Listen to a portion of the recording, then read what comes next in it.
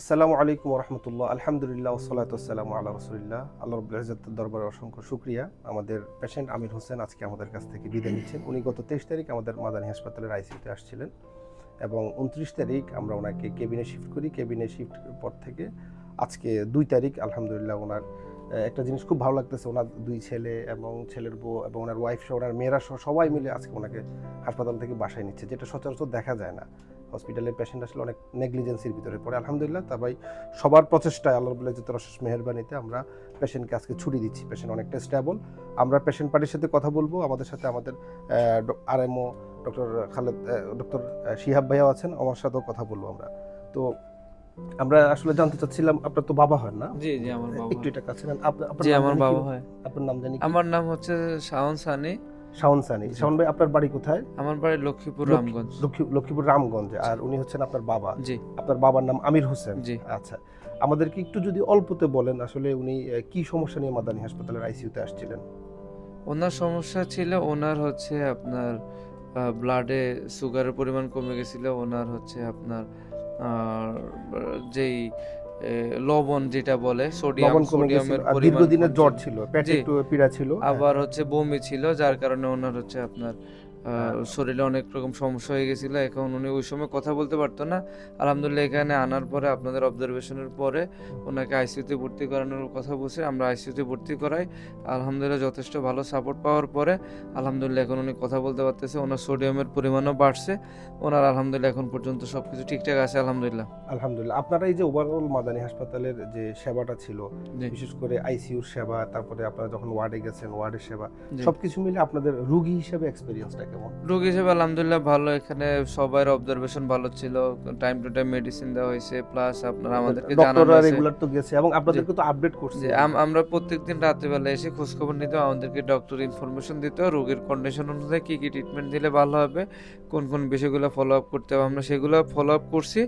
আলহামদুলিল্লাহ আল্লাহর অশেষ রহমতে আমরা হচ্ছে এর পাশাপাশি আসলে আপনাদেরও অনেক প্রচেষ্টা ছিল। বিশেষ করে ওনার দেখতাম, আমি যখনই রাউন্ডে যেতাম দেখতাম যে ওনার সাথে ওনার ছেলের বউ এবং মেয়ে দুজনেই এবং ওনার ওয়াইফ সহ, মানে আপনার আম্মা সহ সবাই আপনারা ওনাকে অনেক খেদমত করছেন। সবকিছু মিলে আসলে আত্মীয় স্বজনের বা পেশেন্টের রিলেটিভদের যে সাপোর্ট, এটাও অনেক ইম্পর্টেন্ট ইস্যু ছিল আমাদের ট্রিটমেন্টের পাশাপাশি।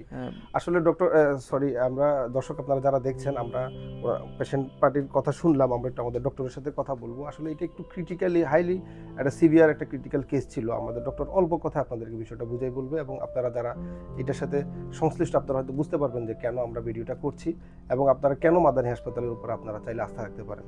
ধন্যবাদ আপনাকে সানি ভাই। আসসালামু আলাইকুম। প্লিজ ডক্টর, আপনি জাস্ট আমাদেরকে একটু যদি শর্টে ব্রিফ করেন। আচ্ছা, আসসালামু আলাইকুম। আমি ডক্টর শিহাব, আরএমও হিসেবে আছি মাদানী হসপিটালে। তো 65 ইয়ার এইজ, মানে এই বয়সে আপনি দেখবেন যে এতগুলো রোগ যার আছে, উনার সাথে উনার আছে ডায়াবেটিস ছিল, আগে থেকে ডায়াবেটিস ছিল, তার উপরে উনার হচ্ছে কিডনিতে সমস্যা ছিল। তারপর উনার সেখান থেকে যে উনি যখন আসেন তখন উনি জাস্ট একদিকে তাকিয়ে থাকতেন, এরকম একটা অবস্থা। উনি জাস্ট একদিকে তাকিয়ে থাকতেন। সোজা বাংলায় বলতে গেলে যে যারা বলে যে বাংলাদেশে নাকি ভালো চিকিৎসা হয় না, তাদের জন্য এইটা এরকম একটা এটা দৃষ্টান্ত যে রোগী এখন হাসি মুখে বাড়িতে ফিরে যাচ্ছেন। এবং এটা শুধুমাত্র সম্ভব হয়েছে আমাদের যে মানে ডাক্তারদের যে একটা বদনাম আছে, তারা নাকি বাংলাদেশে ঠিকমতো চিকিৎসা দেওয়া হয় না, এই করা হয় না, এবং তার চাক্ষুষ প্রমাণ আজকে মাদানী হসপিটালে আমরা দেখতে পাচ্ছি যে উনি হাসি মুখে বাড়িতে ফিরে যাচ্ছেন।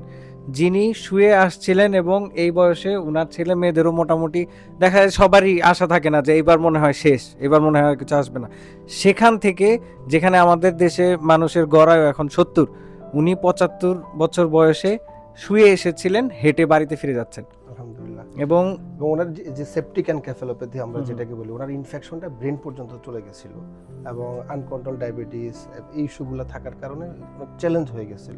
খুবই চ্যালেঞ্জিং ছিল ব্যাপারটা, কারণ ওনার হচ্ছে ওনার যে রিপোর্টস, ডিটেইল রিপোর্টস বলতে গেলে আমাদের অনেক সময় পার হয়ে যাবে। হ্যাঁ, তো আমরা সংক্ষেপে যতটুকু বলতে পারি যে ওনার ডায়াগনোসিসটা আমরা কি করছিলাম, ওনার ডায়াগনোসিস আমাদের ছিল সেপটিক এনকেফালোপ্যাথি। জি হ্যাঁ, with urosepsis, with electrolyte imbalance, with early Parkinson's disease, with depressive illness, জি জি And previously diabetic. So আলহামদুলিল্লাহ ডায়াগনোসিসটাই অনেক বড়, মানে এতগুলা রোগ পেশেন্টের ওনার এই আগে থেকে বয়সে। নিউরোলজিক্যাল অনেকগুলো ইস্যু ছিল। আলহামদুলিল্লাহ, থ্যাংক ইউ ডক্টর আপনাকে। দর্শক আপনারা শুনছিলেন একটা পার্কিনসন ডিজিজের পেশেন্ট, এর পাশাপাশি আনকন্ট্রোল ডায়াবেটিস থাকার কারণে ওনার বডিতে ইনফেকশনটা এত বেশি ছড়াই গেছে সেটা লিভার এবং ব্রেন পর্যন্ত পৌঁছে গেছিল, এনকেফেলোপ্যাথির পেশেন্ট হয়ে গেছিল। আলহামদুলিল্লাহ পেশেন্ট এই মুহূর্তে যথেষ্ট ভালো আছে এবং উনি বাসায় যাওয়ার জন্য অস্থির হয়ে আছে।